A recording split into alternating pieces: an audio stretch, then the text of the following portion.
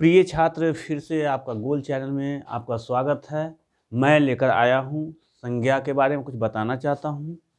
पर सबसे पहले हम संज्ञा के इतिहास के बारे में थोड़ा जान लेंगे तो बहुत ही बेहतर होगा कि संज्ञा कौन है। संज्ञा सूर्यदेव की पत्नी है और उन्हीं का प्रतिरूप जो है क्या है, छाया है, जो सूर्य की पत्नी है। कहने का अर्थ है जो संज्ञा और छाया भगवान भास्कर अर्थात सूर्य की पत्नी है। और वही संज्ञा जो 4 पुत्र को जन्म देती है, उसमें से एक छाया के पुत्र का नाम है। जो 5 है, आपने पढ़ा होगा संज्ञा के बारे में। जो संज्ञा 5 होते हैं, क्या है? जातिवाचक, व्यक्तिवाचक, समूहवाचक, द्रव्यवाचक, ना, इस सब के बारे में आप पढ़े होंगे ना। वही जो है, वहीं से उनके पुत्र से ही इन 5 संज्ञाओं का जो प्रकार है ना, उसके बारे में बताया जाता है। तो सूर्य के सबसे बड़े पुत्र यम को कहा गया है। 12 पुत्र उनका क्या है?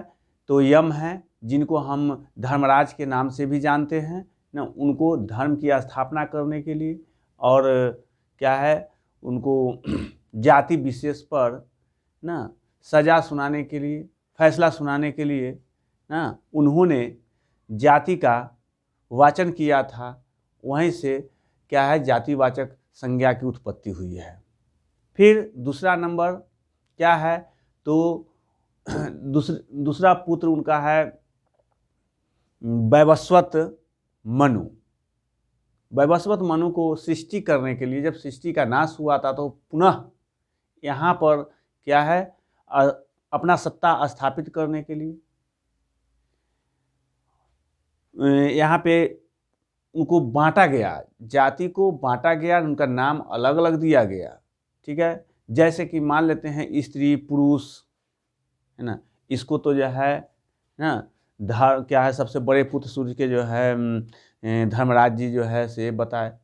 और उनका जो नामकरण किए वो जो है कौन किए थे? तो वैवस्वत मनु किए थे ना। तो उन्होंने क्या किया? तो व्यक्ति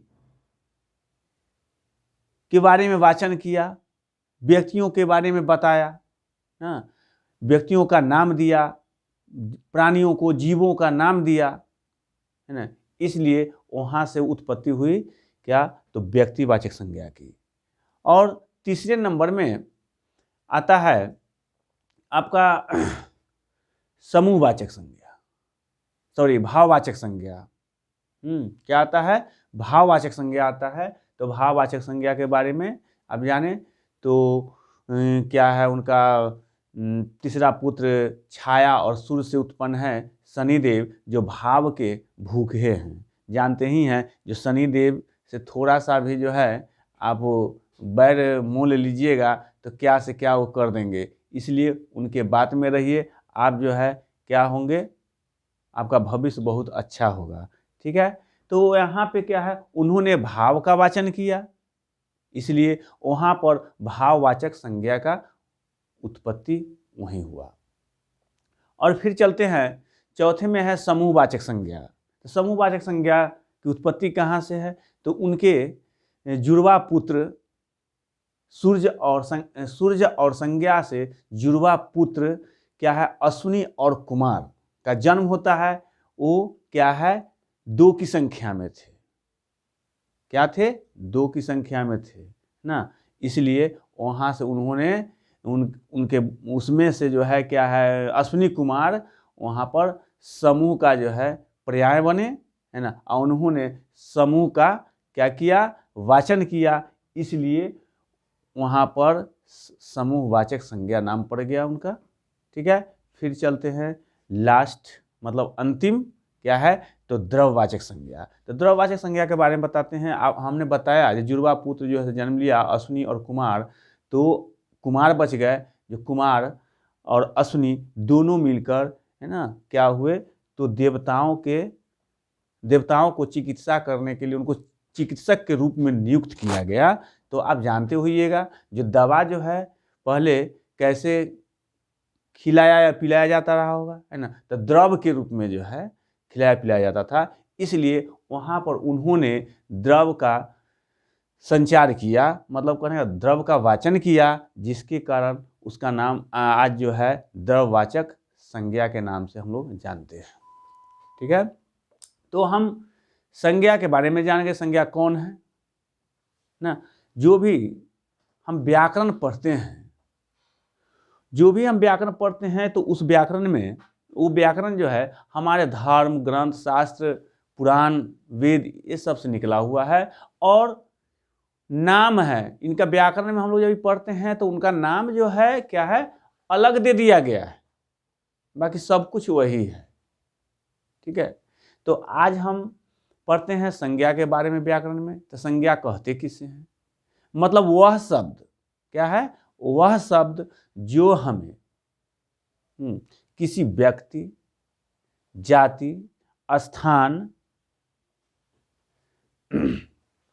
या किसी अन्य वस्तु के नाम को क्या कहते हैं, संज्ञा कहते हैं।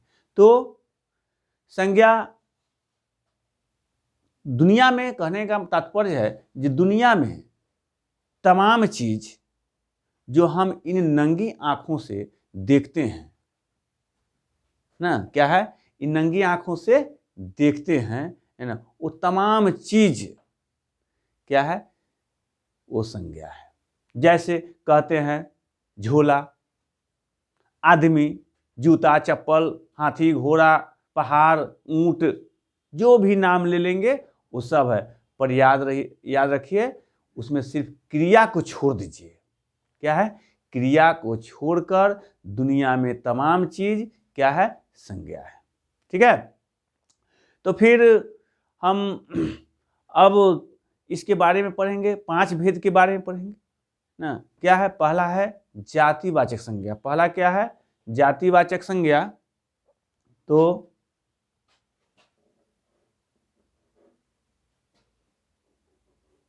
पहला है जातिवाचक संज्ञा।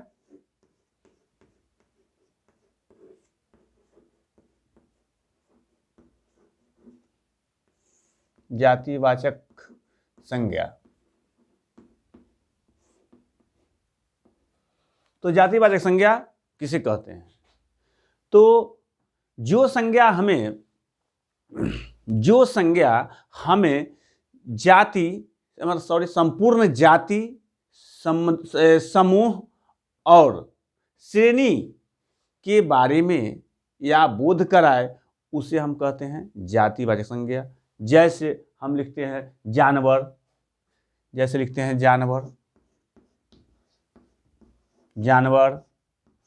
कुत्ता, नदी आदि, मतलब बहुत कुछ है ये सब। तो देखिए इसमें क्या है, जानवर बोलने से क्या होता है, जैसे कि हम नाम लेते हैं कुत्ता है, बिल्ली है, शेर है, बाघ है, बकरी है ना, वो सब क्या है, तो वो सब क्या है, जानवर है। एक श्रेणी में है जानवर। जो समुदाय, मतलब संपूर्ण समूह, या फिर जानवरों के संपूर्ण मतलब नाम जो आते हैं, तो इसी के अंदर में आते हैं जानवर। तो टोटल जानवर, जैसे कुत्ता का नाम लिया, बिल्ली का नाम लिया, चाहे शेर का नाम लिया, कुछ भी हुआ तो ये जानवर में आते हैं।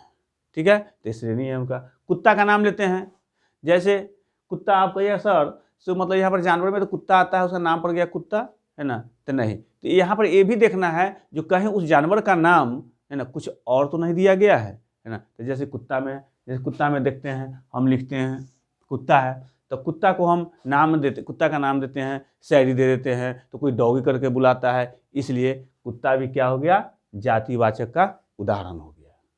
ठीक है, फिर चलते हैं नदी, है ना। नदी में है जैसे गंगा, ताप्ती, यमुना, ब्रह्मपुत्र, ये सब क्या है, नदी है ना। तो ये नदी की श्रेणी में आया, इसलिए नदी क्या हुआ, मतलब जातिवाचक संज्ञा हुआ।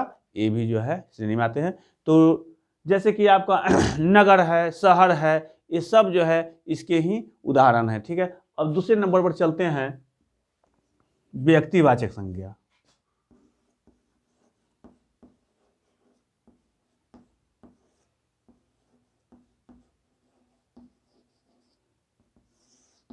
व्यक्तिवाचक संज्ञा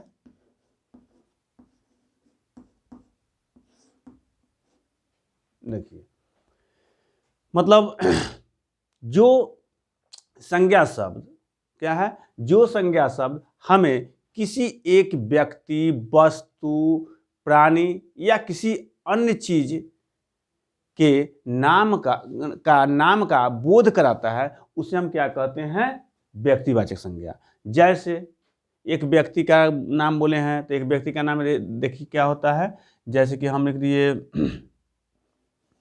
अमर। अमर क्या हुआ, तो किसी व्यक्ति का नाम है। क्या है, किसी व्यक्ति का नाम है अमर। अगर व्यक्ति अगर सिर्फ बोला जाता है तो क्या है, जातिवाचक संज्ञा का उदाहरण होगा, और उसी व्यक्ति का नाम पड़ गया अमर, तो वो हो गया व्यक्तिवाचक का उदाहरण। ठीक है, तो फिर जैसे मान लेते हैं हम शहर बोलते हैं, तो शहर जातिवाचक संज्ञा है ना। और यदि आप शहर का नाम लिख देते हैं, जैसे कि हम लिख देते हैं पटना, क्या लिख दिए, पटना, हाँ, तो ये क्या हो गया, शहर का नाम हो गया। ठीक है, फिर आगे चलते हैं, जैसे कि मैंने कहा कुत्ता, कुत्ता का जो नाम अगर दे दिए शैरी, क्या दे दिए, शैरी, कुत्ता का नाम है, तो शैरी हो गया व्यक्तिवाचक है ना, अब कुत्ता हो गया आपका जातिवाचक। ठीक है, फिर नदी का नाम दे देते हैं ब्रह्मपुत्र,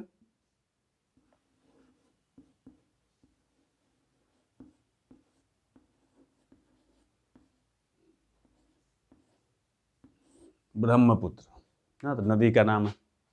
ठीक है, तो नदी क्या हो गया, जातिवाचक, और उसका नाम पड़ गया नदी ब्रह्मपुत्र, तो ये आ गया व्यक्तिवाचक, इसलिए कि एक उसमें से एक नदी का नाम है ना, इसमें एक व्यक्ति का नाम है। यहाँ पर क्या है, पटना एक शहर का नाम है, और शैरी एक कुत्ता का नाम है, और ब्रह्मपुत्र जैसे एक नदी का नाम है। ठीक है, फिर हम चलते हैं तीसरे नंबर में, भाववाचक संज्ञा।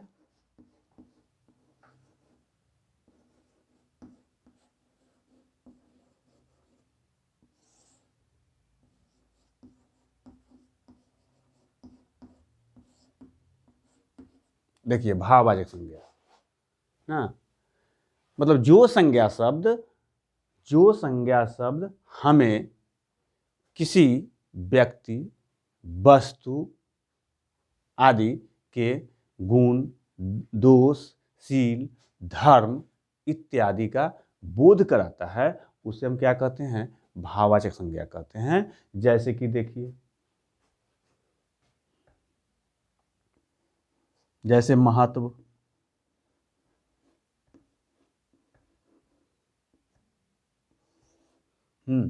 जैसे महत्व, उसके बाद अच्छाई,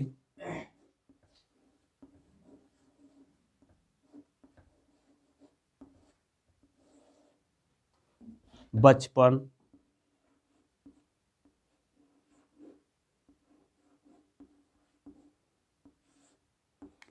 रंगीन,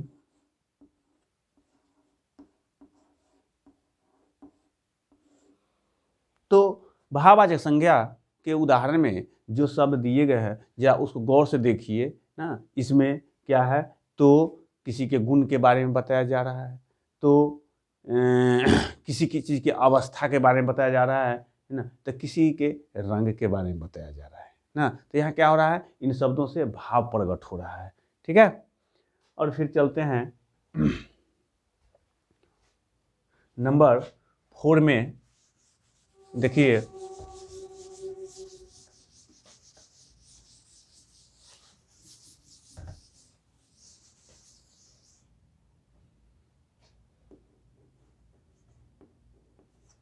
नंबर 4 में है आ जाता है आपका समूहवाचक समूहवाचक संज्ञा।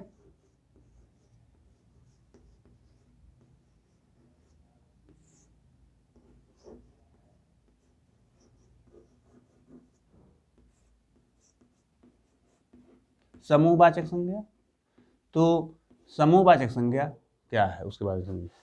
ठीक है, मतलब जो संज्ञा शब्द ना एक से अधिक, क्या है, जो संज्ञा शब्द एक से अधिक व्यक्ति, वस्तु या किसी भी अन्य चीज के बारे में जानकारी देता हो, है ना। कहने का मतलब एक से अधिक 2, 3, 4, 5, 6, 7 की संख्या होनी चाहिए, है ना। तो इस चीज की जो जानकारी हमें देता हो, है ना, उसे हम कहते हैं समूहवाचक संज्ञा। जैसे लिखते हैं पंचायत, क्या लिखते हैं, पंचायत,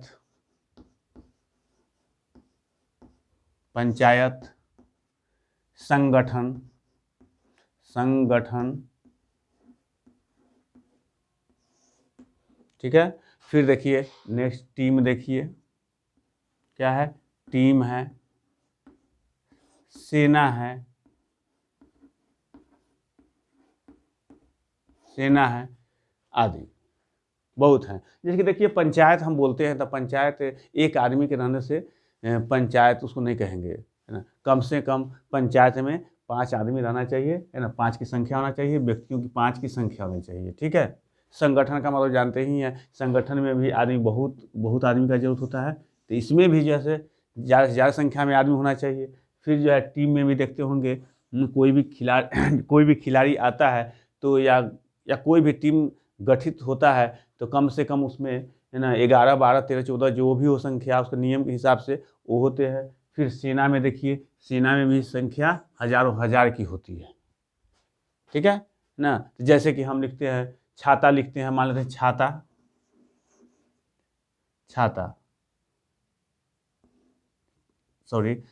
लिखते हैं, क्या है, छत्ता लिखते हैं। ये जो है क्या है, छत्ता, तो ये मतलब देशज शब्द है छत्ता, जैसे मधुमक्खी का छत्ता बोलते हैं। ठीक है ना। फिर देखिए फिर जैसे मेला है, मेला में भी देखिए एक आदमी के रहने से या 2 आदमी के रहने से मेला जो है से नहीं लगेगी ना, है ना। तो मेला में भी बहुत आदमी होते हैं। ठीक है ना। अब चलते हैं लास्ट, अंतिम है 5वें, द्रववाचक संज्ञा है। द्रववाचक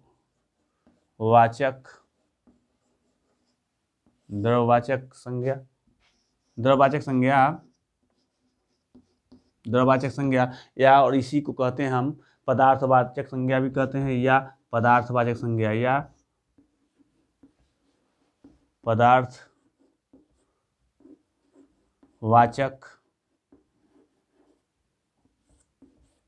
पदार्थवाचक संज्ञा।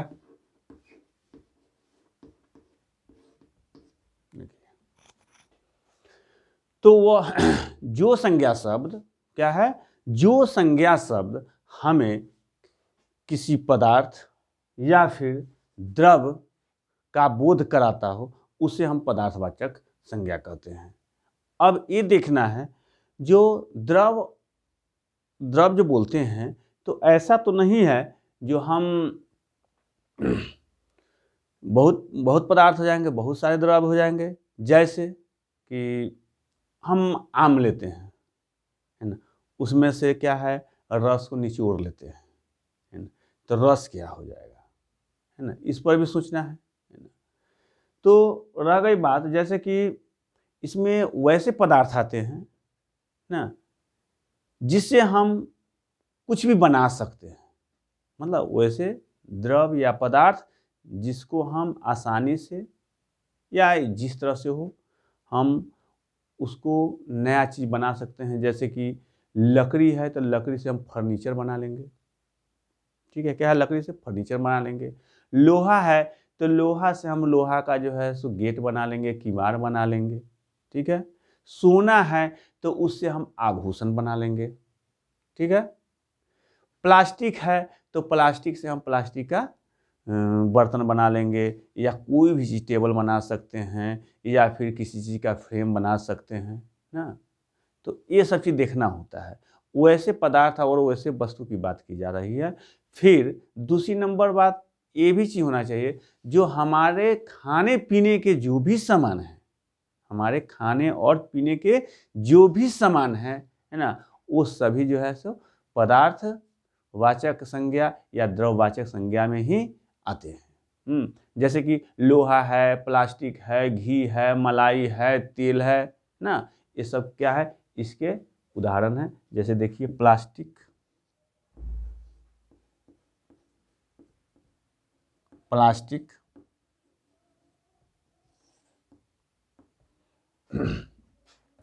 रबर, लकड़ी,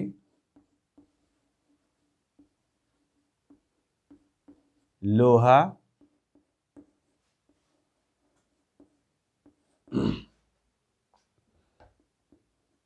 सोना चांदी, सोना चांदी,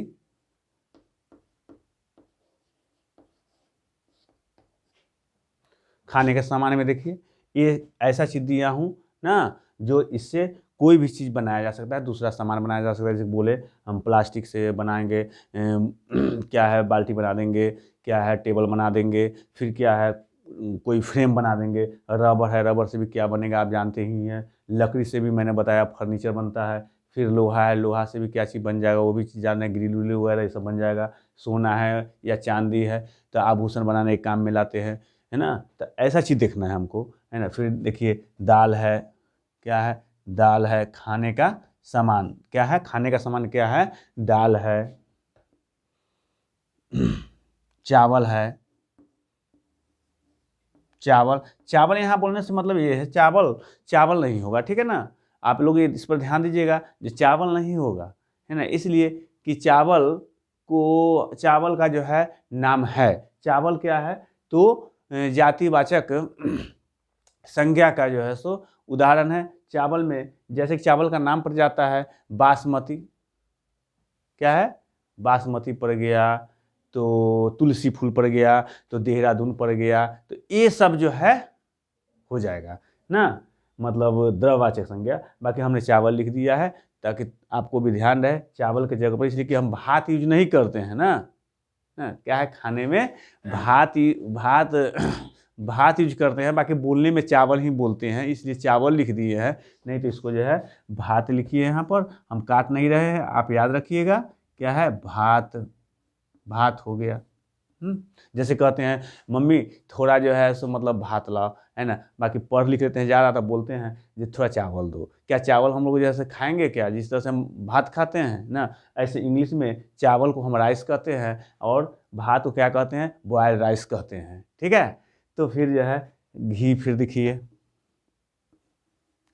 मतलब खाद्य पदार्थ है, घी, तेल, तेल, मलाई, मलाई आदि।